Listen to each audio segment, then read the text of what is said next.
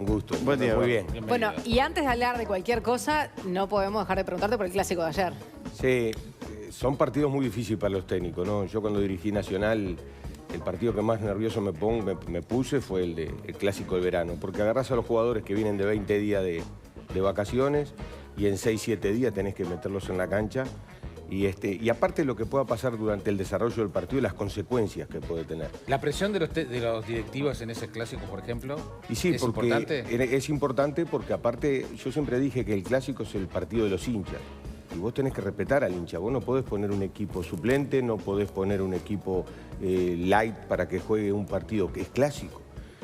A varios técnicos les ha costado el cargo estos clásicos de verano. Porque por ahí, si lo ganás, nadie dice nada.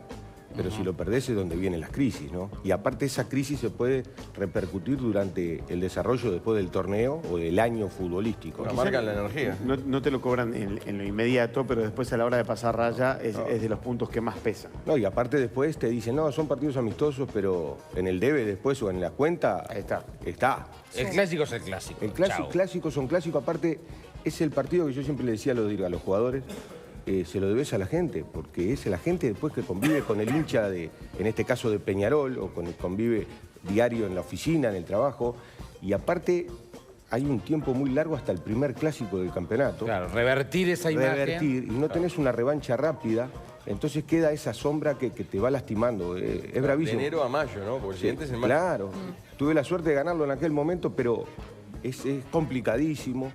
Y ayer se dio un partido distinto al primero, que Peñarol fue un poco superior en el primero. Yo creo que en la concentración y en parte en la estrategia. El movimiento del falso 9 de Sebastián Fernández lo complicó muchísimo la defensa de Peñarol.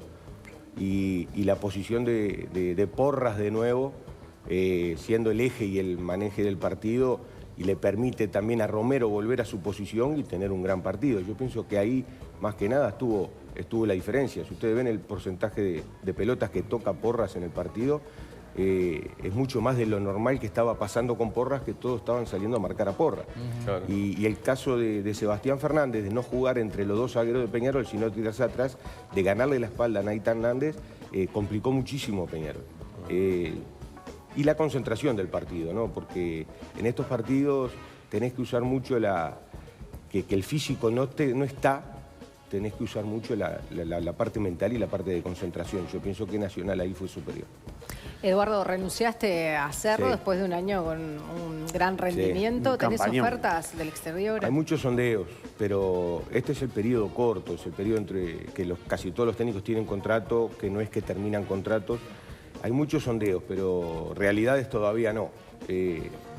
Está eso y bueno, tengo fe que se van a concretar algunas de las oportunidades que se puedan dar. Pero habla muy bien de vos el hecho de haber renunciado justamente y no esperar a que llegue la oferta, ¿no? Para dejar las manos libres, sí, claro. claro, para el que venga. Aparte también yo siempre dije, usé mucho la parte sentimental porque yo a Cerro le debo mucho más de lo que uno le debe a Cerro y no es algo para quedar bien.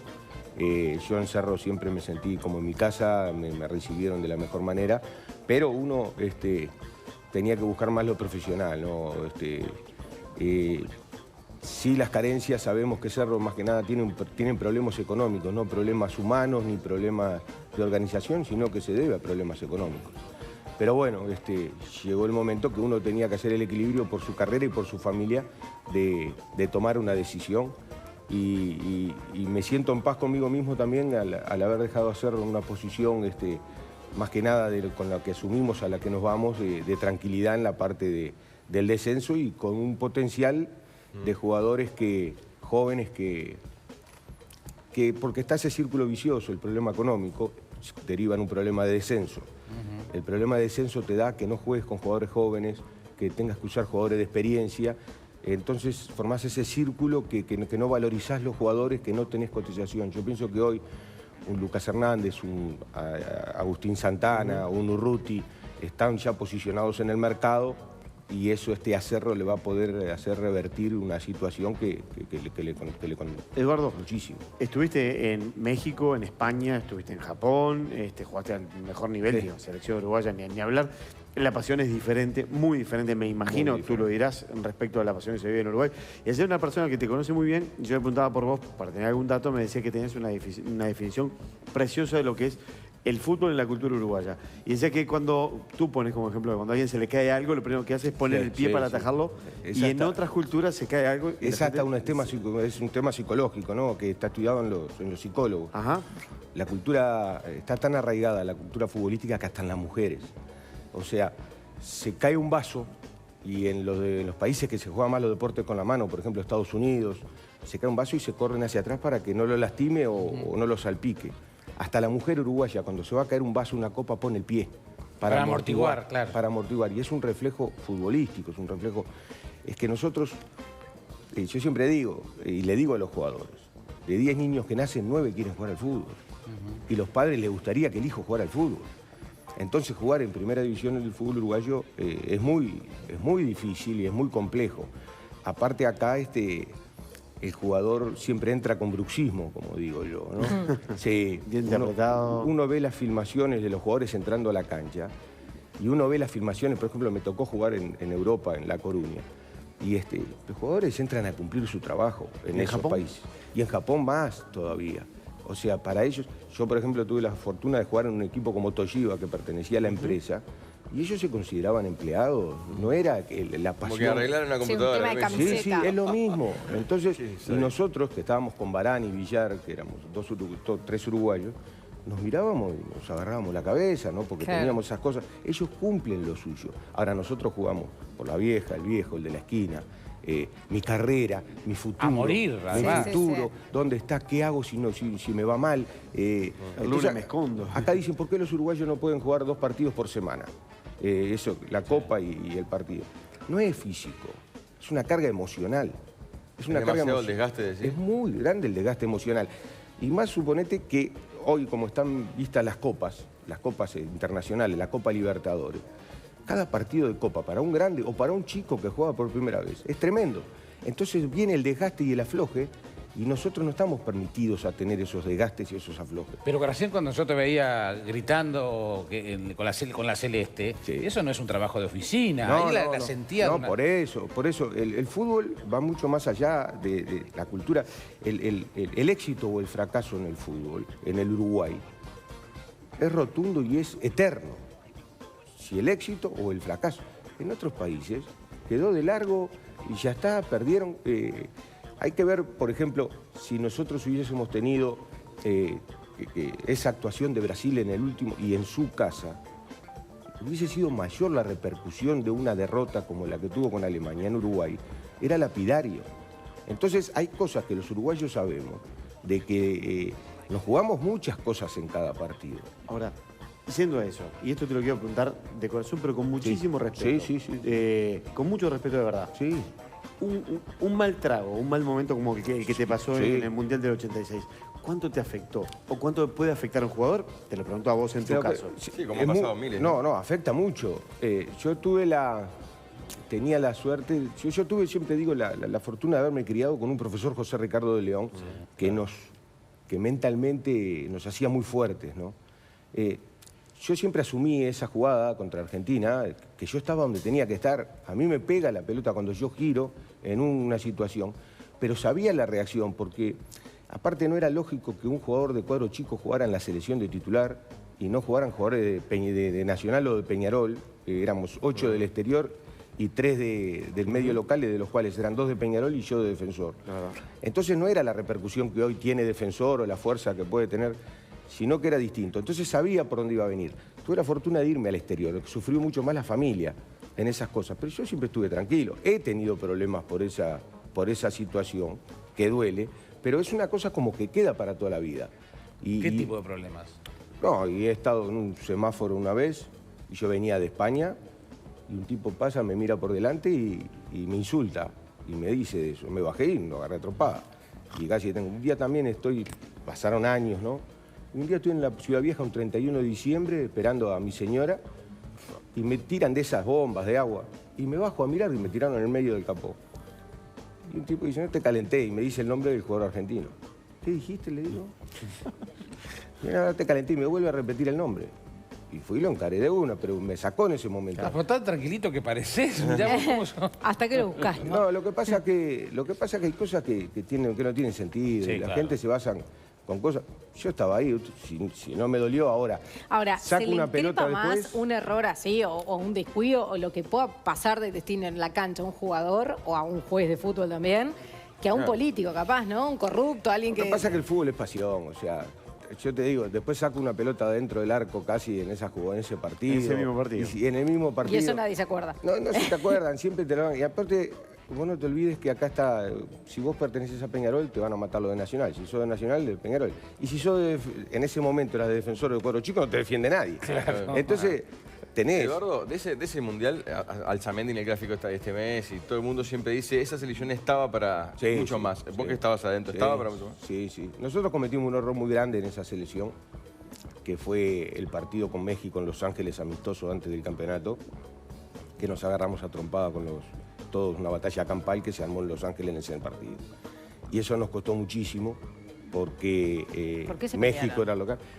Y se calentó Y se el calentó, partido. y Lo anotó Joel Quiñú y Sí, ya entraron condicionados. pero fue así, había la orden 30 aparte, segundos. había la orden, y Quiñú a los 27 segundos iban cuando expulsa a Batista. Cierto. Después con el partido con Dinamarca, nadie se acuerda de ese partido, de los 8 minutos nos echan a Bocio. Sí. Y a Enzo lo mataron a patadas ese partido. Y están las imágenes, y está la historia del Mundial. Y eran partidos patada contra él, y no pasó nada. Entonces esta es la imagen, había que Uruguay venía a estropear el Mundial, Uruguay venía a esto. Yo tengo mis respetos y mi cariño y eterno a cada uno de los integrantes de ese plantel, porque peleamos contra muchas cosas. Y también otra de las cosas que peleamos fue la inexperiencia en cosas de... Nosotros veníamos de 2 mundiales sin jugar, 2 mundiales. Porque hay que ponerse en el contexto de aquel momento. Nosotros no conseguimos videos de Dinamarca, uno solo de Dinamarca de un año anterior que nos consiguió el embajador en Hungría. O sea, no tenías la comunicación que tenés hoy, las cosas que tenés hoy. ¿El vínculo con el técnico? No, bien, nosotros nos formamos en esa selección en el año 82, fuimos todos unos pibes a la India y ahí se formó esa base que después sale campeón de América, clasifica al Mundial después de 2 mundiales. Fue muy difícil. Y después se agregaron jugadores del exterior y acá empezaron con los nacionales y los repatriados, que eso también fue un problema que se empezó a... empezó a gestar ahí. Empezó a generar ahí. Reventó más adelante. Y revienta en el 90, ¿no? Claro. Que estaba mal también, había muchas cosas. Después había muchas maneras de informar en ese momento. Había mucha prensa escrita, cada diario mandó 3, 4... periodistas, fue muy distinto. Ahora, orgulloso de haber pertenecido en un grupo para mí de jugadores impresionantes, pero la inexperiencia nos costó un poco, y más que nada lo baso en ese partido con México, que después con los años, fui a jugar a México, jugué muchos años, viví casi 11 años, y me lo han contado los mismos mexicanos, ¿no? O sea, de ese problema fue lo que derivó en esa actuación en el Mundial. Mira. Bien, ¿y de qué cuadro sos hincha? Tus familias son de Defensor, ¿no? No. Está dividido. No, mi familia son todos de Nacional. Ah, bien. Son casi todos Nacional. Yo me crié futbolísticamente en Defensor. Muchos nos confunden con Daniel Acevedo, que es, no somos nada, somos No son amigos nada. de toda la vida. Daniel sí, la familia de Daniel. Yo fui criado en Defensor, sí hincha de Nacional de chico, De pero chiquita. criado en Defensor. Y bueno, O sea, que toda la familia hincha de Nacional, simpatizante de Defensor. sí, siempre tienen un cariño muy grande, o sea, por todo lo que significó para mí en mi carrera de defensor, o sea, a mí me formaron, me hicieron, pero es así. ¿Y llegar a Nacional como técnico? ¿Qué Sí, supuso? de las cosas más lindas que me ha ocurrido en la vida, ¿no? O sea, eso lo tengo muy claro y aparte de vivir distintas situaciones, con un grupo también brutal, pero es como que en Uruguay el dirigir a un grande te da una chapa distinta, ¿no? Y haberlo hecho en Nacional es un orgullo. Con aquel clásico que estamos viendo que fue impresionante. Mucha gente, bien cosas de uruguayos, así como Nacional ganó 3-0, te habrá dicho, pero Eduardo, podíamos haber ganado. Sí, Por más. mucho me lo dijeron. Y en el momento uno termina con la euforia del partido y Claro. que salió todo bien. Pero pasa el tiempo y uno ve esas jugadas y sí, se podría haber terminado por mucho más. Y después por un golpe, hay un par de golpes de suerte, en ese caso mala, un cabezazo de Balsas en la hora que capaz que cambiaba la historia, ¿no? Sí, de Balsas, de Cuates. Un partido muy especial, ¿no? que se dio. Nosotros jugamos primero la final del torneo anual, que lo ganamos 2-0 con 2 goles del Morro. Después perdimos 1-0, un partido rarísimo. El gol de Pacheco, ¿no? El gol de Pacheco. Y después viene ese partido final que vamos ganando 1-0, viene ese gol y después las distintas situaciones que marcan ese partido que fue mucho más a favor de Nacional. Pero el fútbol es así y el hubiera no existe, o sea, eso está claro. Eduardo, ¿puedes definirme brevemente en el mundo cómo se le considera al uruguayo futbolísticamente? Técnico, jugador. Digo, ¿cuál es la visión que hay en el mundo del uruguayo? Que ha cambiado en las últimas décadas. En tu época era muy mala prensa, claro, teníamos. Ahora hay una valoración diferente. Nosotros pasamos por distintas etapas, pero el uruguayo está muy bien visto. El uruguayo está muy bien visto, en todo sentido. Sabe que el uruguayo va a dar el máximo, sabe que el uruguayo no va a robar, como dicen, que el técnico va a ser de lo más aplicado y se va a manejar con distintas situaciones que sabe, porque acá en Uruguay te tenés que arreglar. Pero siempre se habló de la mala leche, ¿no? Y entonces ese es el problema, que al primer inconveniente que tenés, te van a marcar en las cosas negativas, que siempre fueron los mismos, pero siempre recurren. Y en los grandes equipos del mundo siempre hubo Uruguay. Y eso lo sabe. ¿El regreso de Suárez? Sí. Y bueno, Suárez es, gracias a Dios, muchos pibes hoy lo pueden vivir de tener un jugador en la elite del fútbol, estar entre los 3 mejores del mundo. Eso que tenga la juventud de hoy, esa imagen de un jugador uruguayo, es brutal, es espectacular. Y es un jugador diferente, un jugador que ha crecido muchísimo, que tiene una inteligencia emocional para mí brutal. Él sabe dónde está, en qué momento está, cómo la está peleando. ¿Lo emocional lo ha jugado a veces en contra? No, la inteligencia emocional, eso es el carácter y el temperamento, son dos cosas distintas. El temperamento y el carácter no lo cambiás. O sea, eso lo podés ir corrigiendo, madurando.